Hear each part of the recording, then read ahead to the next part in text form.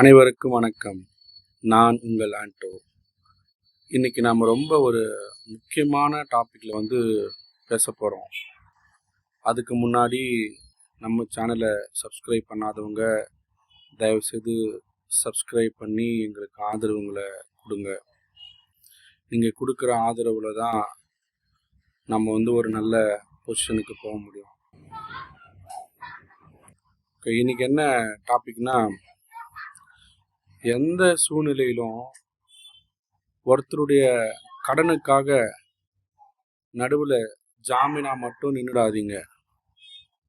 ஏன்னா கடன் வாங்கிக்கின்னு அவங்க ஈஸியாக கிளம்பிடுவாங்க. அந்த கடனை அடைக்கிறதுக்கு நாம தான் படாத பாடுபடணும். அனுபவத்தில் சொல்கிறேங்க, என்றைக்குமே காசுக்காக ஒருத்தருக்கு ஜாமீன் மட்டும் நின்றாதீங்க. ஏன்னா வாங்கினவன் ஜாலியாக எடுத்துன்னு கிளம்பிடுவான். நீங்கள் கேட்டாலுக்குமே அது பதில் கிடைக்காது. ஆனால் உங்ககிட்ட காசு கொடுத்து உங்களை கேட்டு கேட்டு டார்ச்சர் பண்ணி கடைசியில் உங்கள் மான மரியாதை எல்லாம் போயிடும். மான மரியாதையெல்லாம் போய் கடைசியில் அவன் காலில் போய் விழுற நிலமை வந்துடும். யோசிச்சு பாருங்களேன். அந்த கடன் நீங்கள் வாங்கியிருந்தாலும் பரவாயில்ல, அவங்கக்கிட்ட போயிட்டு எக்ஸ்கியூஸ் கேட்கலாம். யாரோ வாங்கிட்டு யாரோ சாப்பிட்டு போன காசுக்கு நீங்கள் நடுவில் ஜாமீனாக நின்று அதுக்காக நீங்கள் போயிட்டு கேட்குறீங்க. அவங்க வீட்டு வாசலில் பல மணி நேரம் நிற்கிறீங்க, கொஞ்சம் ஹெல்ப் பண்ணுங்க அப்படிலாம் சொல்கிறீங்கன்னா அது எவ்வளோ பெரிய கஷ்டமாக இருக்கும். அதனால தான் சொல்கிறேன், கடனுக்காகவும் சரி வேறு ஏதாவது பொருளுக்காகவும் சரி தயவுசெய்து நடுவில் ஜாமீனா மட்டும் நின்றாதீங்க. இங்கே கொடுக்குறவன் வாங்குறவனை கூட பார்க்க மாட்டான். நடுவில் யார் நிற்கிறாங்களோ அவங்கள தான் பிடிச்சிக்கிறான். ஒரு சில நேரத்தில் நீங்கள் கூட போய் கேட்பீங்க, நீங்கள் கொடுத்தவர்கிட்ட போய் கேட்க வேண்டியதானே, நடுவில் தானே நான் நின்னேன் அப்படி கூட நீங்கள் கேட்டிருப்பீங்க.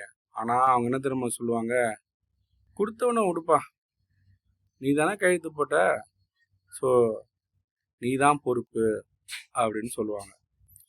ஸோ இது மாதிரி பொறுப்புகளை நம்ம தள்ள ஏற்றணும்னு வச்சுங்களேன், நாம் செய்ய வேண்டிய பொறுப்புகள் எல்லாம் விட்டுருவோம். நமக்கு இருக்க வேண்டிய கடமைகளெல்லாம் மறந்துடுவோம்.